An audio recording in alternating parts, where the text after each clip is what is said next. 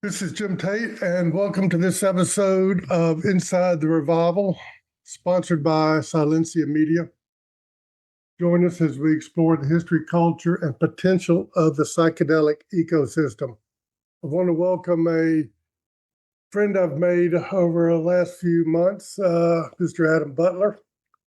Adam is the author of Butler's DMT Field Guide, which is a deeply personal story. And I believe soon a couple of more books are be coming out of Adam. He's prolific in publishing these days. Adam, thanks for joining me today. Thanks for having me. I'm excited to have the conversation. We've talked a few times, Adam, and I always really enjoy it. Well, first, before we talk much about your particular story, let's just talk about DMT. DMT, an amazing molecule. It's found everywhere in nature. It's found in the human body. It crosses the blood-brain barrier almost instantly, so the brain is familiar with it in some ways. I'm not sure why, but what led you or turned you on to DMT? All those reasons you just stated. Yeah, And and I think that ultimately, I think anybody interested in exploring DMT further, I would start with Rick Strassman's work. So his book in the documentary based around it, The Spirit Molecule, mm. that I think is foundational. And anybody looking to explore it. So I initially started my exploration into DMT with that. But I guess to preface that, and we touched about this a little bit before recording, prior to me exploring DMT, I started getting into shrooms for probably about 3 or 4 months prior to that. And we can Okay, get into why, but ultimately it was to try to help with my mental health issues and try to explore some of my inner issues. sure. And I was getting really, really great therapeutic value from the shrooms, but it was more inner work, psyche work, shining a light on all of my issues, but it really wasn't providing me with any insight on how to move forward or even now what to do next. Or, it wasn't unlocking any of my potential. It was really just shining light on my crap. Yeah. And at that point as well as now, DMT was getting a lot more attention. So Joe Rogan was talking about it. The Spirit Molecule had come out. Hamilton Morris had been talking about it. Yep. And like most people, DMT seems to find you. So in about a week period, I had like 3 or 4 people bringing it up to me. I found it on podcasts, and it was like, well, hey, maybe I should look into this. A buddy of mine, who I consider a brother, knew what dark place I was in, had some and offered it to me, and said if this is something you'd like to explore, I'll set the space for you, and we can do it. So once I knew that it was an option, that's when I really started going deep into that work. But to answer your question, why I leaned into that as opposed to like LSD or Hmm. ketamine or maybe some of these other synthetic things was just that not only natural and organic and ubiquitous throughout nature, but also endogenous. So as you mentioned, naturally produced in your own brain or not in your it's still kind of disputed where it's produced, but naturally produced in your own Sure. body. And the fact that it seemed to be metabolized naturally and very quickly. So anybody unfamiliar with DMT, one of the unique aspects about it is that it's short duration time. So like when you drink ayahuasca, which is a combination of two, that can last 6, 8, 10, 12 hours. When you're smoking the DMT crystals, that experience only lasts, 7 or 8 minutes, typically under 10 minutes, unless you're adding, something else to it. So all of those things really interested me as far as, all right, I was comfortable exploring myself in the psychedelic space because of the shrooms. I felt comfortable. I need to kind of push myself to the next level. DMT seemed to be the natural thing to maybe look into further. And then the universe kind of threw it into my lap. And that first pivotal day that I experienced it, and I kind of go over a detail in my book about how I spent, several hours that first day and went through several sessions, but it was very clear that first day that I sat with that molecule that this was unique, that this was different, that it interacted very, very well with my own chemistry and physiology. And I say, in full honesty, that DMT saved my life, and it was that very day that my life was saved. Hmm.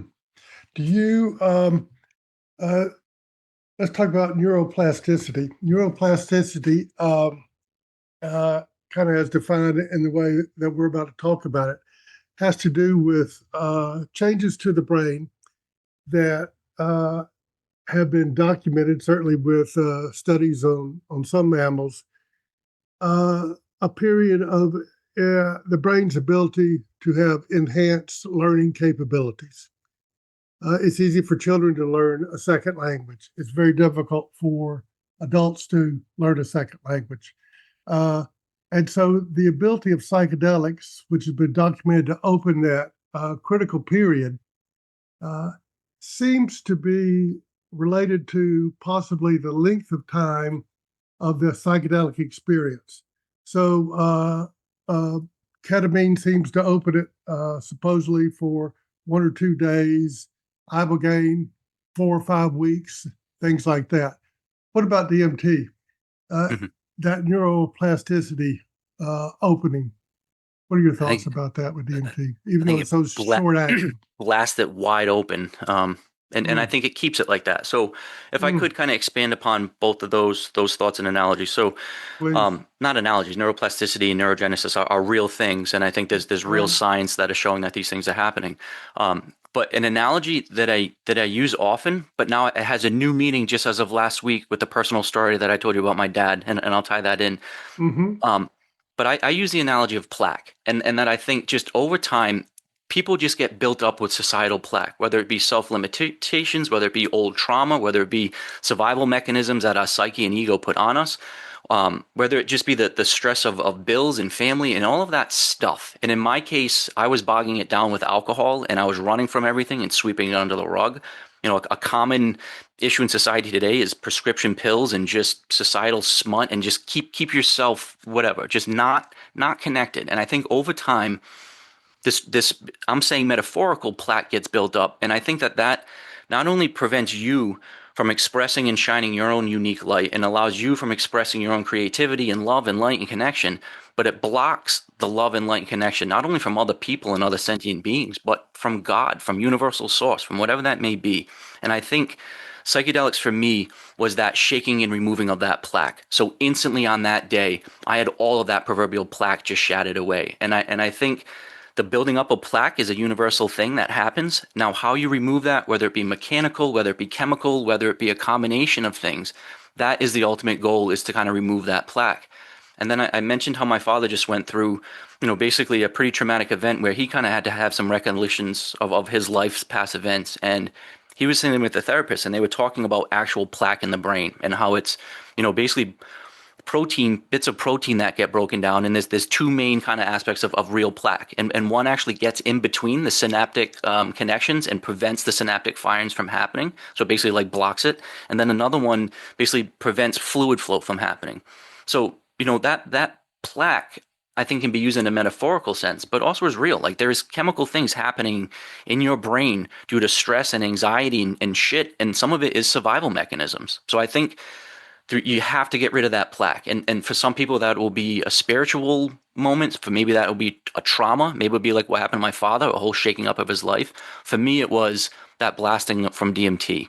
Um, but then I think in addition to that blasting off, what psychedelics did for me, and I think this kind of answers your question too, is, and I don't think this goes away. I think it showed me that my five human senses could be increased in sensitivity to way more than what I normally thought. So I Mm-hmm. could dial those way in. But then I also had multiple other senses. And again, this is, I don't quite know what to call them. Whether it be, some would say some is telepathy, some may be telekinesis, some may be just really Mm-hmm. a heightened empathy. But I think there's a whole suite of other senses or abilities that humans can take in vibratory information once their body as an antenna is heightened or made more sensitive. And DMT allows that to happen. So with that analogy, it's like you added a satellite player, you added a DVD player, you added a CD player, you've added all of these things to add on more channels, and so to speak, to add on to. And now for me anyway, those additions are always there. Like I can tap into that DMT space instantly every day, and through endogenously, like just getting into a quiet, blissful, meditative state, I can get there. I have the option of smoking to get me blasted off. But really, when I'm walking around in that my walking state, going to the Right. gym, going to the grocery store, um, I'm always at that heightened, elevated state. Not to say I'm talking DMT entities and I'm interacting with beings and shit, but Sure. um, once you see God, so to speak, or once you taste that proverbial once you've seen that the view from the mountaintop, you can't forget it. So Well, let's talk a little bit about harm reduction. And I mentioned that because there are obviously some people in which these intense psychedelic experiences of disruption um, can involve risk, whether it's ontological shock that their whole reality has switched away. Some people are able to embrace that what they've seen. Other people maybe not so good. Are there some people that shouldn't do these powerful psychedelics, and in particular DMT?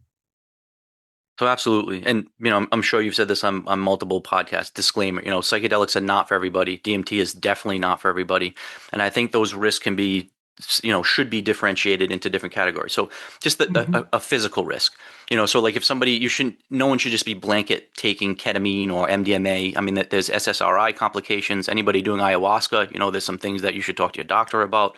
Um, and then, but in your point about ontologically shocking and how that can really disrupt your way of thinking. So, in some cases, that can be a transformative good thing. But to your Yes. point, if you're in a Christian or a Hindu family or an Islamic family and everybody is a devout whatever, and then you have this realization that, oh no, something is different or greater than that you can be kicked out of your family, your community. Like, there are real ramifications from that.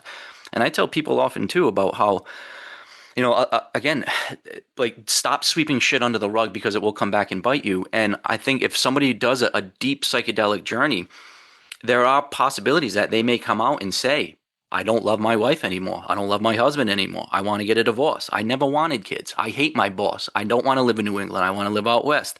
I should have never, there's so many things that could come up. Now, are those good or bad? Are those disruptive or not? And I think that's where there's some subjectivity, and each one's going to be individual. But if you are in a loveless, sexless marriage and it's shitty and you've been doing Right. that for 15, 20 years, well, yeah, maybe it is the shrooms that will allow. And, it's tough to say that, but so it's all how you look at it. And with all of the difficult journeys that I've had, I would never say any of my trips were quote unquote bad. I mean, I I've cried understand. buckets of tears. I've had major like whoa moments, but they all allowed some sort of inner work, some amplification of what I needed to have amplified, and a shining on that spot of my psyche that I needed. So, but to you, and maybe just as like a funny, haha, practical kind of way, like, oh shit. There's levels to this, and I think that's where we can talk about microdosing, macrodosing. What's your intention behind it? Is the intent to have a blast through session, or is the intent just to have a couple small doses to kind of get your body humming? And there's a time and place for all of those, and there's a range for all of those.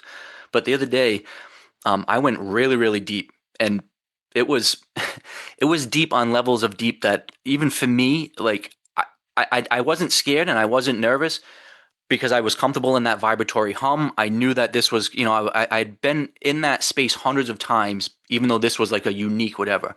But if Hmm. that would have been somebody's first time, it would not have been good. Like, and I'm just being like, it would have scared the shit out of them. They would have been like, Adam, why are you promoting doing this? Like, this was horrible. Like, my whole world just got ruined.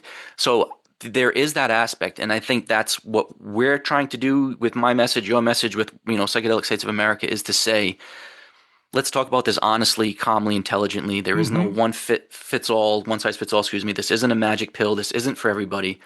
But under the right circumstances, with the right guidance, with the right whatever, this can, and again, not being hyperbolic, this can save lives. This can really Absolutely. help people figure out what their next path may be. And um, it's not only my story. Now that I've been doing this for years, I've collected dozens and dozens, if not hundreds, of stories of how people have basically turned to everything else up, now in their 40s, 50s, 60s, 70s, and they're deciding, hey, you know what, might as well, I'll try this because nothing else worked. And they have this epiphany moment where they're like, wow, I just untied knots that have been tied for my entire life. And it's awesome to see that because So, you can see the sparkle come back in their eye like instantly. so a smoked DMT comes on in literally just a few heartbeats. Mm-hmm. As you mentioned, doesn't last very long.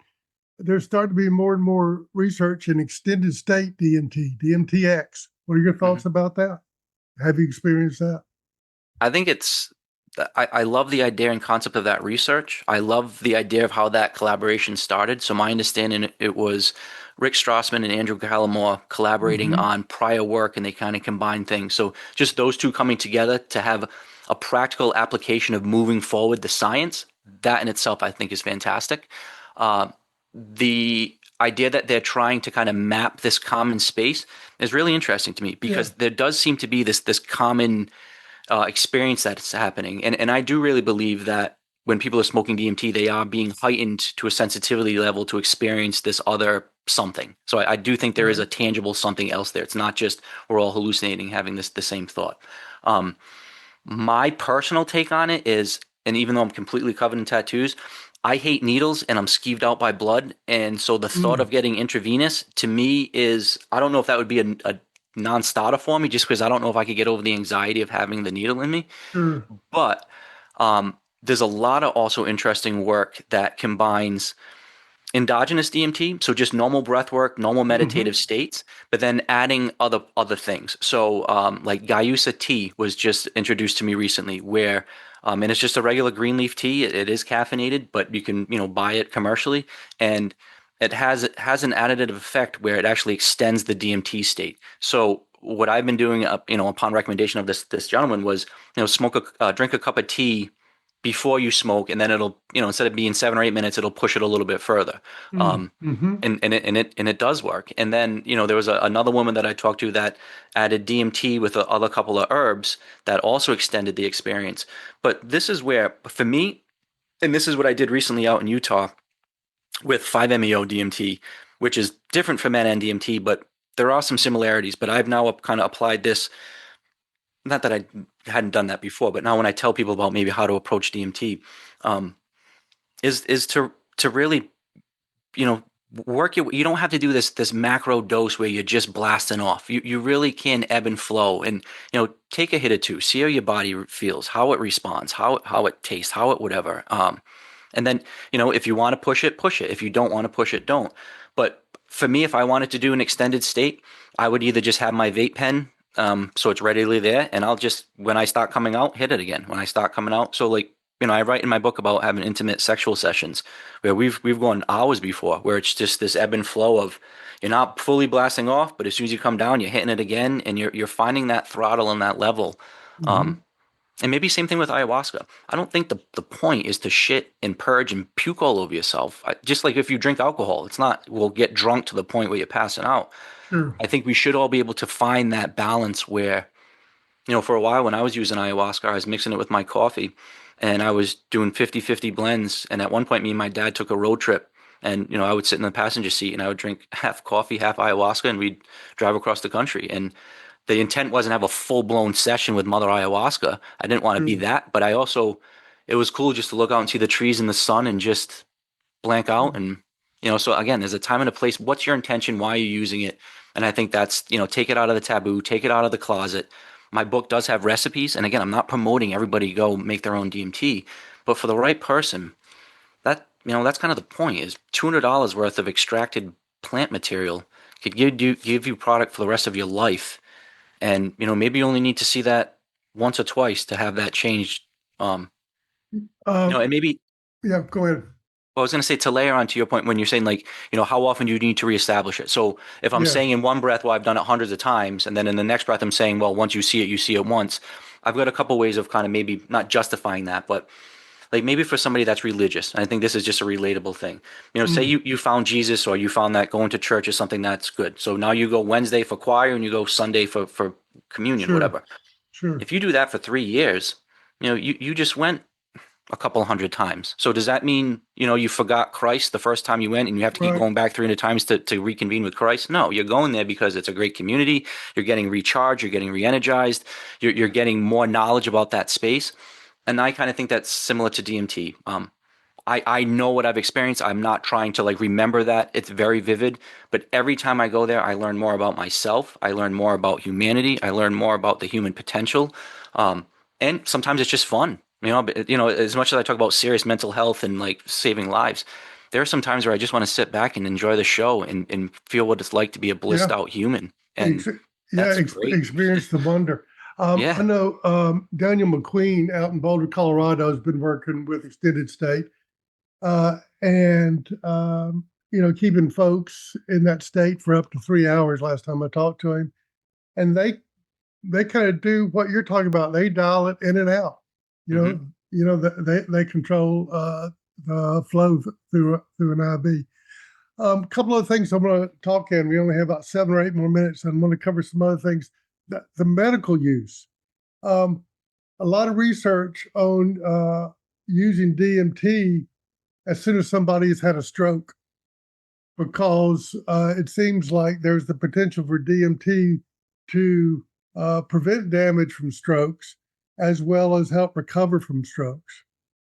Do you know much about that? Have you read about that? Uh, So yeah.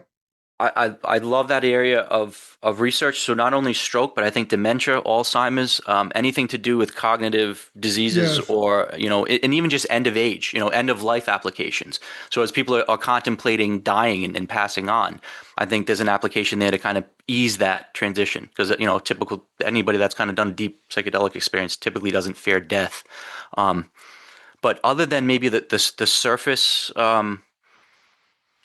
Research that you would be aware of. I'm Mm-hmm. interested in looking at that, but I do have a great personal story of something that's like, Good. no, this really happened. And the episode's out there, and his podcast was out there. There was a gentleman named Adam Tapp, and he had a podcast called Tapped into Psychedelics. He cut it back about a year and a half ago, but he had a bunch of amazing episodes. And what primarily got him into it was he was an EMT, so he was medically trained, and he had seen the trauma and the effect of how psychedelics were helping people. And his father started having dementia pretty bad, and he was losing his cognitive ability. And he made a nasal spray with, I'm not sure if it was NN or 5-MeO DMT, but Mm-hmm. he made his own nasal application spray for his father to use, and according to him, it was like night and day. Like it really not only stopped the decline, but it started getting some of his cognitive ability back, to the point where he told this heartfelt story about like him, his dad, and his kid having this moment of like connection that wasn't there before. So is that worth a couple nasal sprays of a plant-based Right. derivative? Like, yeah, or it at least needs more research. And I've never been on any prescription pills, and not that I'm anti-pharmacy, but it's like their fiduciary right is to make their shareholders money, not to make people healthy or to stop their illness. And it's like people are so comfortable pumping themselves full of chemical drugs and things that these pharmaceuticals and insurance companies say to take.